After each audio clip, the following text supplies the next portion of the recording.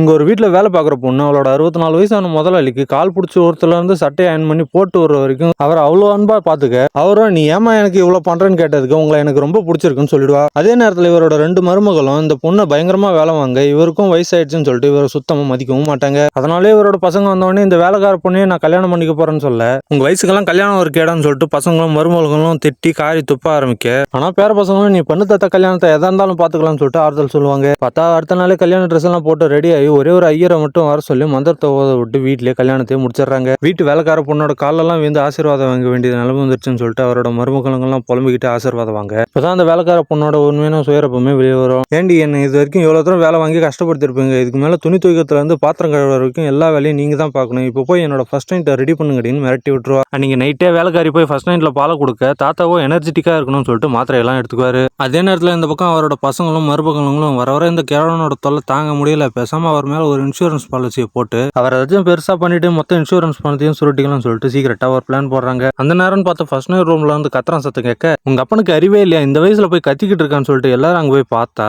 தாத்தா சிரிச்ச மாதிரியே இறந்து போயிருப்பாரு. புது பொண்ணு கல்யாணம் ஆகி முழுசா ஒரு நாள் கூட ஆகல, அதுக்குள்ளே என்ன விதவையா விட்டுட்டு போயிட்டீங்களேன்னு கதறி எழுதிட்டு இருப்பா. அப்ப எல்லாரும் வெளியே வந்து இப்பயும் ஒண்ணு கெட்ட போல அப்பா உயிரோட தான் சொல்லி அவர் மேல இன்சூரன்ஸ் போட்டு 2 நாள் கழிச்சு அவர் இறந்துட்டாருன்னு சொல்லி அந்த இன்சூரன்ஸ் பண்ஸை நம்ம கிளைம் பண்ணிக்கலாம்னு சொல்லிட்டு சீக்கிரட்டா பிளான் போடுவாங்க. இதெல்லாம் ஒரு பக்கத்துல இருந்து அந்த வேலைக்கார பொண்ணு கேட்டுட்டு இந்த மாதிரி சீப்பாவா பிளான் பண்ணுவீங்க, இருங்க இதை இப்பவே வெளியே போய் சொல்றேன்னு சொல்லிட்டு போவா. நீ மட்டும் இதை போய் வெளியே யாருக்கிட்டாச்சும் சொன்ன, நீ தான் ஃபர்ஸ்ட் நைட்ல வச்சு அவர் ஏதோ பண்ணிட்டேன்னு சொல்லிட்டு உன் மேல கேஸை போட்டுருன்னு மிரட்டுவாங்க. அவ அப்பயும் அடப்பிடிக்க சரி வர பணத்துல உனக்கு ஒரு ஈக்குவல் ஷேர் தந்துறோம்னு சொன்ன உடனே அமைதியாகி ஒத்துக்குவா.